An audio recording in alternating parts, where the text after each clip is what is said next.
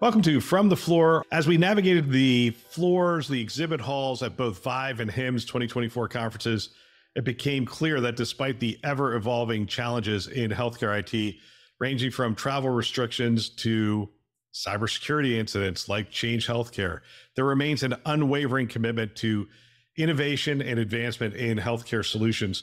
Our mission? To bring you the essence of these conferences, showcase what you might have missed. Through engaging with exhibitors, we delve into the problems that they aim to solve within the healthcare sector and the innovative solutions they offer. And now, from the floor. Hey everyone, Samuel here from the floor at ViVE 2024. I'm here with Israel Krush. He's the co-founder and CEO of Hyro.ai. And thanks for being here. How's the show been for you so far? It's amazing. We love ViVE, third time, so from the beginning. This is where we meet our main champions, so the C-level execs, mostly CIOs, tons of patient access, patient engagement, and also just great partners to us. And I know you guys work in the AI space, you've got AI in your name and solving some of the big challenges in healthcare. What are some of the things that you're working on, and tell us a little bit about that. Yeah, absolutely. So from the get-go, we thought about how can we help the health systems to increase their operational efficiency, doing some cost savings in their operation. The two main things that come in mind are appointment management and prescription refill. And the reason for that is these are the two biggest cost drivers to the call center, which is significant cost center. So doing everything from canceling, verifying, rescheduling appointments, obviously deep EHR integration to Epic, Cerner, Athena, and many more. And at the end of the day, showing ROI, which is super important as this time of the market conditions. Yeah. So you're taking something that is traditionally very difficult, all the appointments and the prescriptions and all of the work that goes into managing those engagements and encounters, and using AI to somehow make that faster, better, and more cost effective. Exactly. I think it's a win-win-win situation. So it's a win for the health system from a cost savings perspective. It's a win for the patients because they get a much better patient experience, so they can schedule appointments 24/7 on any channel of their choice. So, and for us, it's a win because we get to work with these amazing partners to us and learn really about the operations and how can we make them better.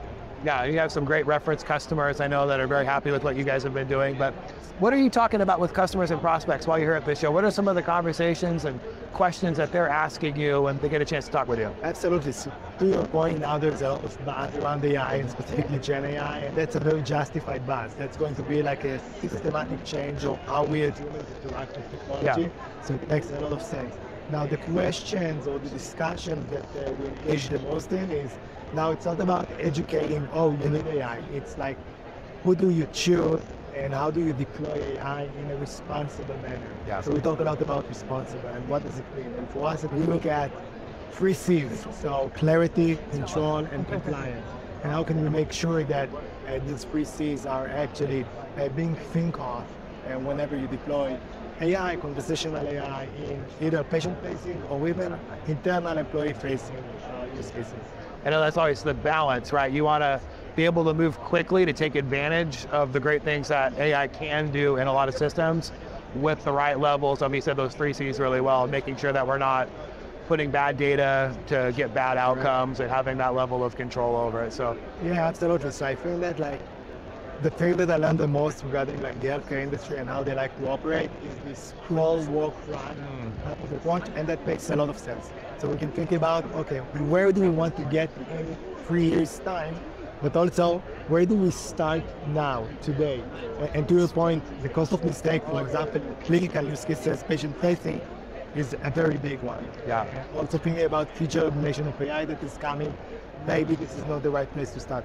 But dealing with these repetitive administrative tasks, be it like internal operations like helpdesk IT or patient faces like appointment management, makes tons of sense as the crawl phase. Yeah, and it's an easy way to get a lot of great value pretty quickly, I would imagine. And again, otherwise, I think that today, if you can prove to your CEO, to your board, that you are a cost-saving person in the company, that just like brings you a lot of credit. Yeah, it sure does.